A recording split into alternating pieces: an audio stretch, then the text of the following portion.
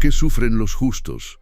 Esa es la pregunta que ha recorrido generaciones enteras, la herida que se abre en cada corazón que mira al cielo y no entiende por qué la vida golpea más fuerte a quienes viven con rectitud. Y en medio de ese misterio se levanta la figura de Job, un hombre cuyo nombre sería recordado no por su riqueza, sino por el crisol de su sufrimiento. Job vivía en la tierra de Uz. No era un hombre común, ni pobre ni desarraigado. Su casa era próspera, su ganado innumerable, sus siervos fieles y sus hijos abundantes. Pero la riqueza material no era su verdadero tesoro. Lo que distinguía a Job era su corazón, íntegro, temeroso de Dios y apartado del mal. Cada mañana, antes de que el sol se levantara en plenitud, Job se levantaba a ofrecer sacrificios por sus hijos, por si acaso alguno de ellos hubiera pecado en silencio. No solo guardaba su propia vida, sino que intercedía por los suyos. Nadie en Oriente era tan íntegro como él, pero la historia de Job no comienza en sus pastizales verdes ni en el eco de la risa de sus hijos. La verdadera historia inicia en lo invisible, en lo que los ojos humanos no pueden ver, porque mientras Job vivía en paz, en otra dimensión se libraba un debate que cambiaría su destino. El relato nos lleva al consejo celestial. Ángeles se presentan ante el Creador, y entre ellos aparece un rostro distinto, una sombra con nombre propio, Satanás, el acusador. No venía a adorar, sino a retar. Sus palabras eran veneno disfrazado de argumento. ¿De dónde vienes?, preguntó Dios. De recorrer la tierra y andar por ella, respondió Satanás, con tono que pretendía neutralidad. Pero en su voz había desafío, en su mirada ardía el desprecio hacia la humanidad. Entonces Dios, como quien presenta su más fiel testigo, pronunció el nombre de Job. Has considerado a mi siervo Job. No hay otro como él en la tierra, un hombre íntegro, recto, temeroso de Dios y apartado del mal. Las palabras de Dios eran un reconocimiento, pero para Satanás fueron el inicio de una batalla. Una sonrisa torcida se dibujó en su rostro y con voz cargada de burla respondió: ¿acaso Job teme a Dios de balde? ¿No lo has cercado alrededor, a él, a su casa y a todo lo que tiene? Has bendecido la obra de sus manos y sus bienes han aumentado en la tierra. Pero extiende ahora tu mano, toca lo que posee y verás si no te maldice en tu propia cara. En ese instante, la pregunta ancestral tomó forma. ¿La fidelidad humana es genuina o solo un contrato de conveniencia? ¿Es Job justo porque ama a Dios o simplemente porque le conviene?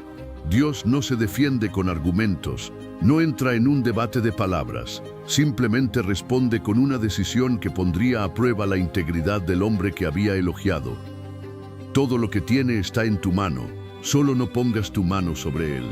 Y así, Satanás salió de la presencia divina con un objetivo claro: destruir a Job, arrancar de raíz su fe y demostrar que incluso el mejor de los hombres es frágil cuando se queda desnudo frente a la desgracia.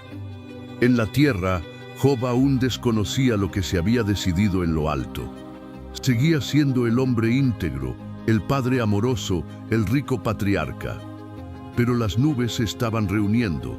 La tormenta ya había sido autorizada, y pronto, el justo más grande de la tierra descubriría que la pregunta más dolorosa no es ¿por qué los malos prosperan?, sino ¿por qué los justos sufren? El sol brillaba como cualquier otro día en la casa de Job. Nada hacía presagiar lo que estaba a punto de suceder. Los campos estaban llenos de ovejas, los camellos se movían en largas caravanas, los bueyes trabajaban la tierra y sus hijos festejaban en la casa del mayor. Job mantenía su rutina: elevar oraciones, pedir la bendición de Dios y velar por la pureza de su familia. Pero en ese mismo día, el acusador ya había desplegado su plan. De repente, un siervo entró corriendo, con el rostro desfigurado por el terror.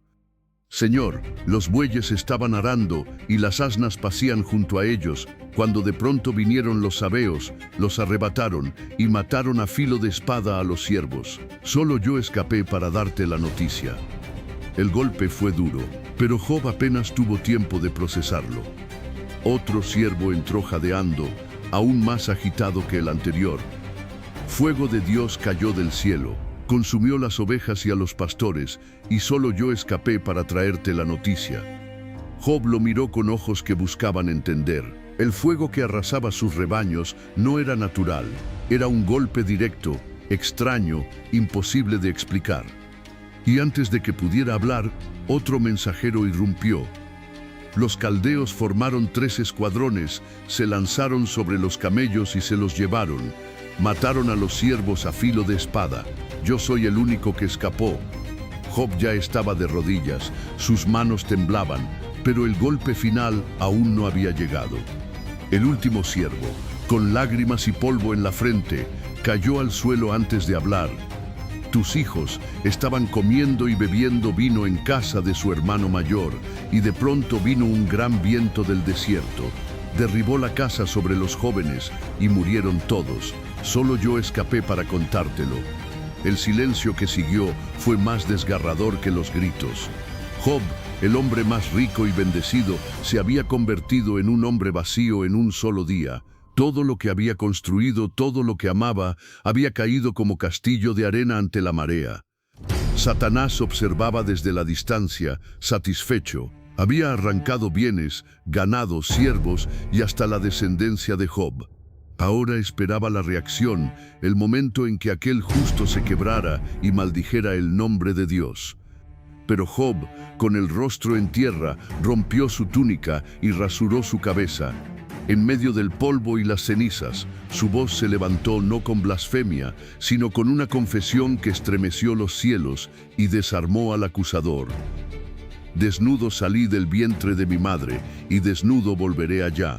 Jehová dio, Jehová quitó, sea el nombre de Jehová bendito. Esa declaración no nació de un corazón insensible. Era el llanto de un padre que había perdido a sus hijos, el quebranto de un hombre que había visto su mundo derrumbarse. Pero aún así, eligió bendecir. Satanás rechinó los dientes. Lo había golpeado con todo lo que poseía, y Job seguía en pie, aferrado a su fe. No se rindió, no maldijo, no renunció a Dios. Y entonces el acusador regresó, decidido a ir más lejos, porque si arrebatarle todo no bastaba, quizá enfermar su cuerpo y desgarrar su carne arrancaría de él las palabras que no había podido pronunciar. En los cielos, el desafío seguía abierto, y en la tierra, Job apenas comenzaba a sentir el peso de una prueba que aún tenía un capítulo más oscuro por delante. Otra vez, la asamblea celestial se reunió. Otra vez, Satanás se presentó, y otra vez, Dios puso el nombre de Job en alto, y has considerado a mi siervo Job. No hay otro como él en la tierra, íntegro, recto, temeroso de Dios y apartado del mal. Todavía retiene su integridad, aunque tú me incitaste contra él para arruinarlo sin causa.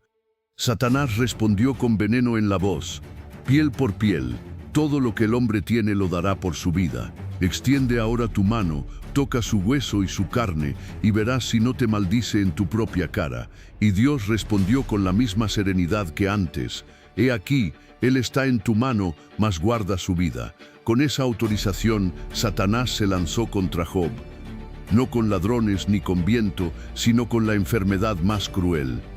En cuestión de días, Job se vio cubierto de llagas, desde la planta de los pies hasta la coronilla. Su piel ardía, supuraba, se infectaba. El hombre respetado, líder de su comunidad, terminó sentado en un montón de cenizas, rascándose con un pedazo de tiesto para aliviar su dolor. La imagen era devastadora. El rico patriarca, ahora un despojo humano.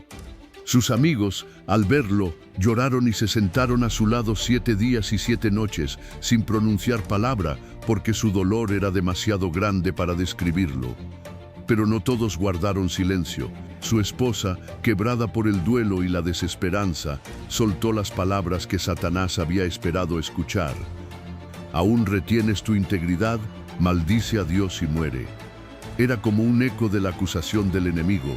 Un golpe más, esta vez desde la persona más cercana a él. Job la miró con lágrimas en los ojos y respondió con firmeza: como suele hablar cualquier mujer insensata, has hablado. Recibiremos de Dios el bien y no recibiremos también el mal. No era resignación ciega, era una fe que resistía en medio de la confusión. Job no entendía por qué sufría, pero se negaba a maldecir. Satanás observó y se hundió en silencio. Ni con enfermedad, ni con la muerte de sus hijos, ni con la pérdida de todo había logrado arrancar de Job la maldición que quería oír. Pero aunque el acusador desapareció de escena, su sombra quedó.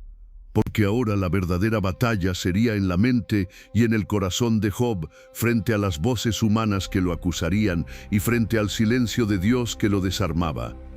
El dolor en la carne abrió la puerta al dolor en el alma, y el justo comenzó a preguntarse: ¿por qué me pasa esto si no he hecho nada malo? Job alzó su voz. Ya no podía contener lo que sentía. Maldijo el día en que nació. Se preguntó por qué no había muerto al salir del vientre. Su dolor no era solo físico, era existencial, y en ese momento sus amigos que habían guardado silencio comenzaron a hablar. Pero sus palabras fueron cuchillos disfrazados de consejos. Elifaz le dijo: ¿acaso el inocente perece? ¿Dónde viste que el justo sea destruido? Bildad fue aún más duro. Si tus hijos pecaron, él los entregó al castigo de su pecado. Zofar lo acusó de ser culpable de más de lo que confesaba. Las voces humanas se convirtieron en eco de la voz del acusador. Job no solo sufría pérdidas y enfermedad, ahora sufría la incomprensión. Cada palabra de sus amigos lo hundía más, como si estuvieran convencidos de que su desgracia era un castigo divino. Job replicaba con lágrimas y argumentos: yo sé que no soy culpable de lo que dicen. Quiero hablar con Dios, quiero que me explique. No entiendo, pero sé que mi Redentor vive. La tensión era insoportable. El justo, que había resistido la destrucción de su riqueza y la enfermedad, ahora se enfrentaba al silencio de Dios. Ninguna explicación venía del cielo, ningún alivio bajaba a su lecho de dolor, solo el eco de su propia voz pidiendo respuestas. Ese silencio era más cruel que cualquier llaga, porque mientras los hombres lo señalaban, Dios callaba. Y Job aprendió que a veces la prueba más dura no es perderlo todo, sino seguir creyendo cuando Dios no habla. Cuando el silencio parecía definitivo, una tormenta se levantó. Desde el torbellino, Dios respondió, no para dar explicaciones, sino para revelar su grandeza. ¿Dónde estabas tú cuando puse los cimientos de la tierra? ¿Quién dio camino a la lluvia o encerró el mar con puertas? No eran reproches, eran recordatorios. Job no entendía el porqué de su sufrimiento, pero comprendió el quién detrás de todo, un Dios soberano, sabio y poderoso. Y con lágrimas en los ojos, Job reconoció: yo hablaba lo que no entendía, cosas demasiado maravillosas para mí. En ese instante, el acusador fue derrotado. Satanás no pudo probar su punto. Job había sufrido lo indecible, pero no maldijo a Dios. Su fe resistió. Entonces vino la restauración. Dios bendijo a Job con el doble de lo que había perdido. Le dio nuevos hijos, multiplicó sus bienes y lo honró delante de todos. Pero más allá de la riqueza recuperada, lo que Job ganó fue una visión más profunda. Comprendió que los justos pueden sufrir, no porque Dios los haya abandonado, sino porque en ese fuego su fe brilla más que el oro. Y el eco de su historia nos alcanza hoy, porque todos, en algún momento nos hacemos la misma pregunta: ¿por qué sufren los justos?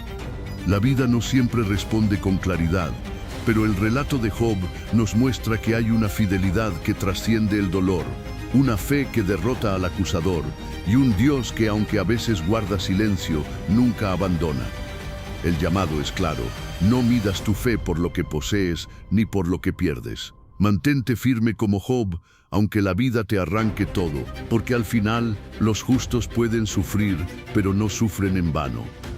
Recibe una bendición especial: que el Señor fortalezca tu fe, te sostenga en tus pruebas y te recuerde que no estás solo. Te invitamos a seguir explorando más historias bíblicas aquí en Aliento de Vida.